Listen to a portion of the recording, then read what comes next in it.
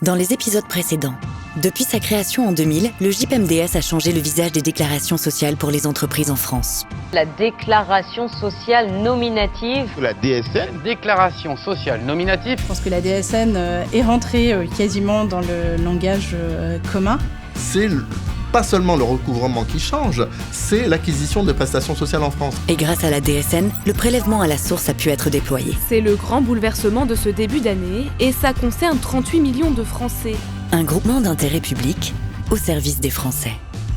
Le JIP a tenu ses promesses. J'ai travaillé avec des gens extrêmement engagés. À travers les actions que je mène, tout simplement, je simplifie la vie des entreprises. Je suis intimement persuadé de contribuer à l'amélioration et à la simplification de la protection sociale. Une révolution silencieuse depuis 25 ans. Et maintenant, on a créé toutes les déclarations du point de vue de l'utilisateur. Au début, c'est un peu un choc culturel quand même. On nous prenait plutôt pour des extraterrestres. On sentait qu'on était tous en train de construire quelque chose. On n'a pas dit du jour au lendemain, bon, allez, tout le monde à la DSN. Je me suis pas ennuyé une seule seconde. Dans cette démarche d'action, de rester discret pour être efficace. Ça a quand même simplifié la vie de beaucoup de gens.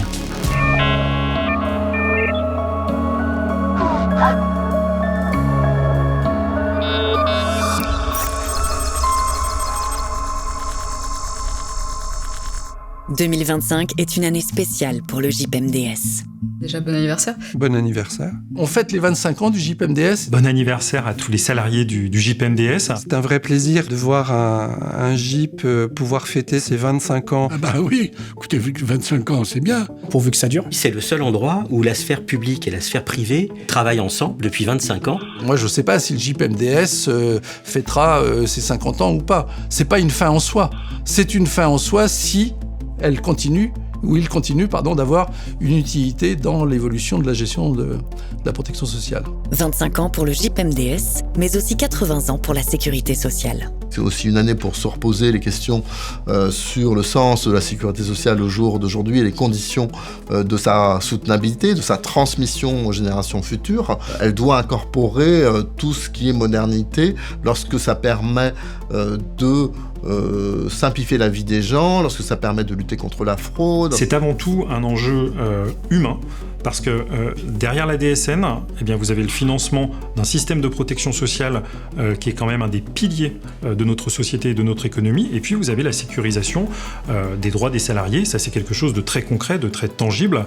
La sécurité sociale, elle est fondée sur un principe de confiance qui est nécessaire à l'expression de la solidarité. Et le JIP-MDS, quelque part, il participe de cette confiance en fiabilisant les données qui permettent de calculer les droits sociaux. Et à la fin, de faire en sorte que notre politique publique puisse se poursuivre. 2025 marque aussi l'année des changements pour le JIP-MDS. Après 25 ans de présidence, Éric Hayat laisse sa place. Il est temps quand même d'arrêter. Il est temps. Je ne suis plus tout jeune. J'ose être le seul dans ce monde du social à être resté au même poste pendant 25 ans. J'ai dû faire voter, je sais plus, 260 résolutions, toutes votées à l'unanimité. Même chose pour Elisabeth Imbert-Bottin, auréolée du succès de la DSN et du prélèvement à la source. C'était une merveilleuse aventure. Une nouvelle équipe arrive aux commandes au printemps 2025. Administrateur et président du comité des utilisateurs, Marc Lucioni prend la présidence. C'est un vrai challenge pour l'avenir. Aujourd'hui, tout le dispositif est reconnu, sécurisé. Maintenant, il faut savoir l'exploiter et pousser ses ressources encore plus loin au bénéfice des utilisateurs et des membres.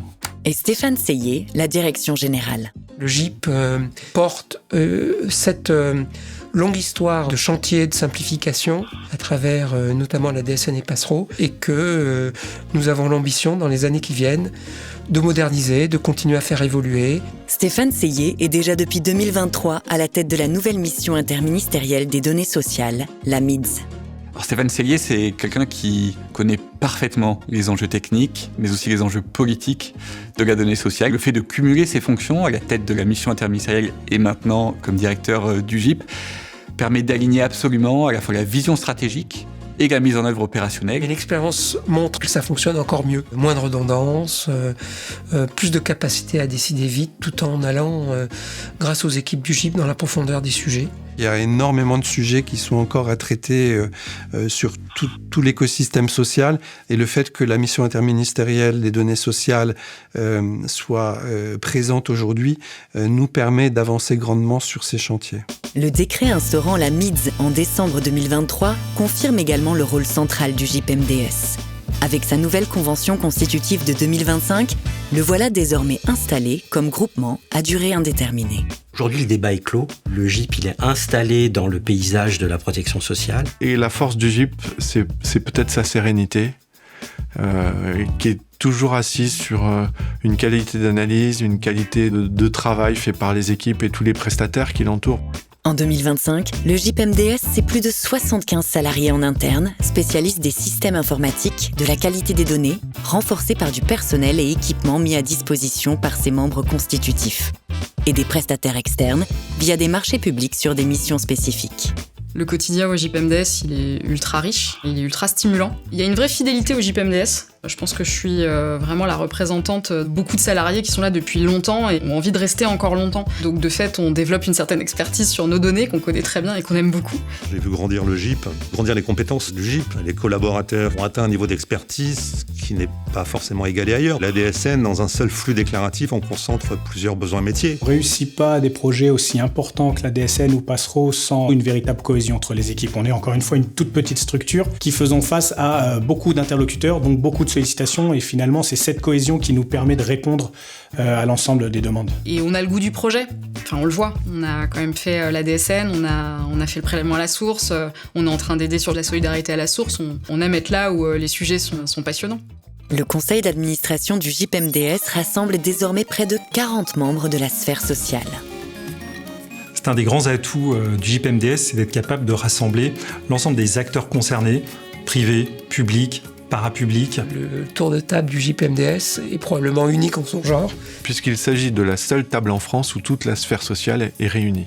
Il fonctionne bien dans le dialogue, dans la recherche du consensus. Je me suis rendu compte de l'intérêt à pousser les réflexions, à permettre des travaux entre les différents opérateurs du GIP. Nous arbitrons de temps en temps, mais de fait c'est assez rare. Et c'est plutôt pour faire comprendre à tel ou tel organisme que ces demandes, ces exigences portées sur les déclarations sont peut-être excessives. Alors notre rôle à la DSS, c'est de porter une vision stratégique, des grands objectifs et de veiller à l'articulation avec les autres politiques publiques connexes. On fixe des priorités et le JIP-MDS, sur la base de ces priorités, transforme cela en solutions opérationnelles.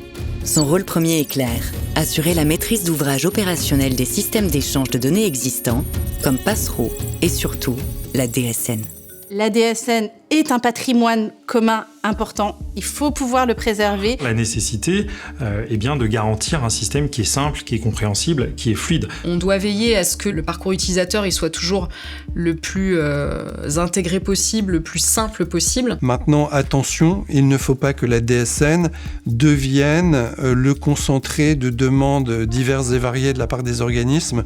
Sous couvert que la DSN existant, eh bien, on peut petit à petit l'enrichir de façon totalement inconsidérée. Il existe toujours des besoins importants de la part des organismes, puisqu'on a atteint à peu près 100 expressions de besoins l'année dernière pour faire évoluer la DSN. On aime se définir un peu comme les gardiens du temple de la DSN. Si on veut que la DSN dure dans le temps, continue de bien fonctionner, continue d'être de qualité, il faut vraiment qu'on arrive à maintenir son périmètre dans ce qu'il est, à savoir les données issues de la paye. Si aujourd'hui la DSN est reconnue, l'ensemble de ses utilisateurs ont des attentes toujours plus importantes. Et il faut qu'au sein du GIP, on arrive à répondre à cette demande, tout en préservant la qualité de la DSN aujourd'hui, qui est notamment sa simplification. Et là, il s'agit d'un enjeu majeur pour nous, avec Stéphane.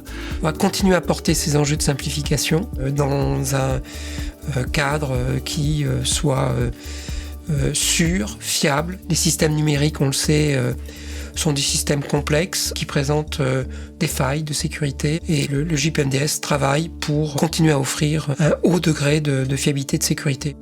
Préserver et assurer l'existant, mais aussi se projeter vers l'avenir. Un enjeu revient sur toutes les lèvres.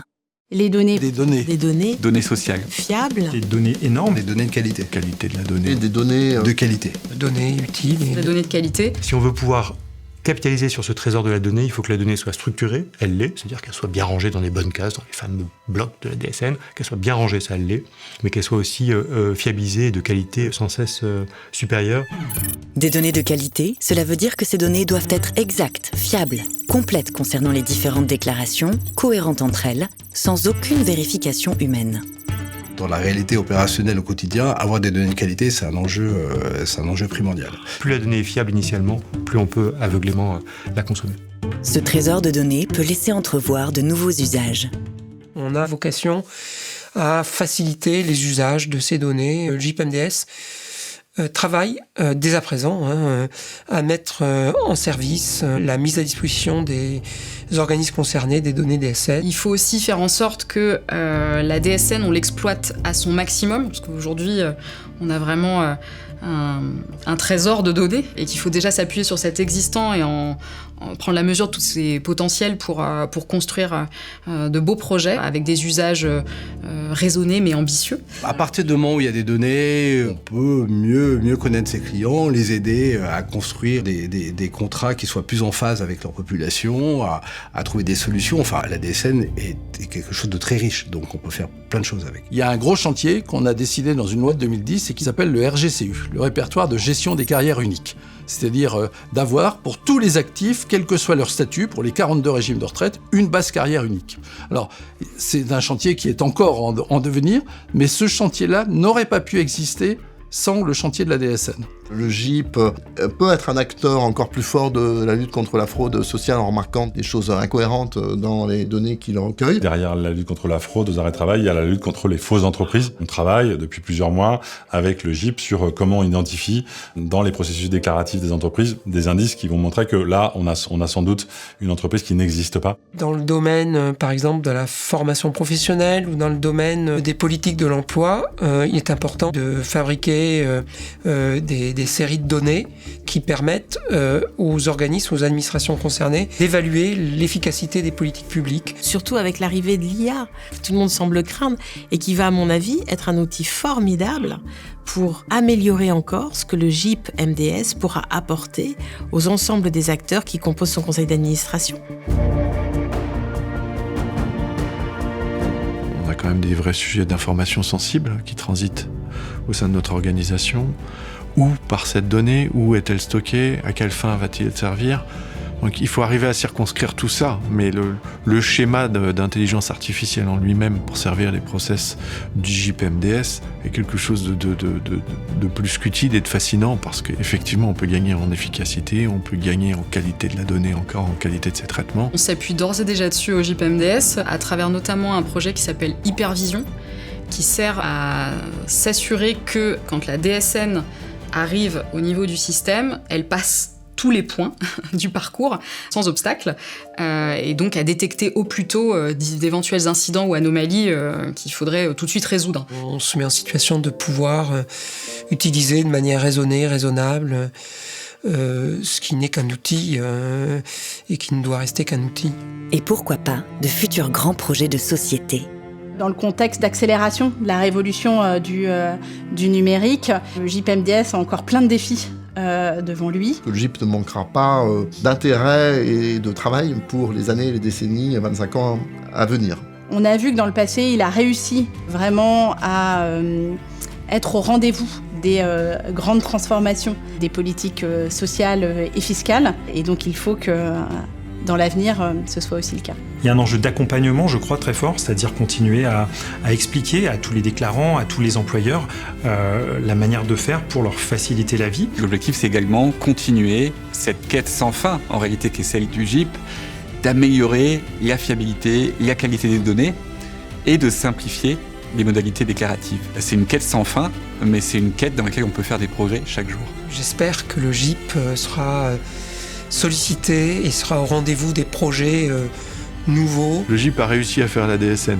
Quand on a réussi cette action-là, je crois qu'on est équipé pour pouvoir passer un certain nombre de défis par la suite. Je suis convaincu que les équipes aujourd'hui sont prêtes à relever de nouveaux défis.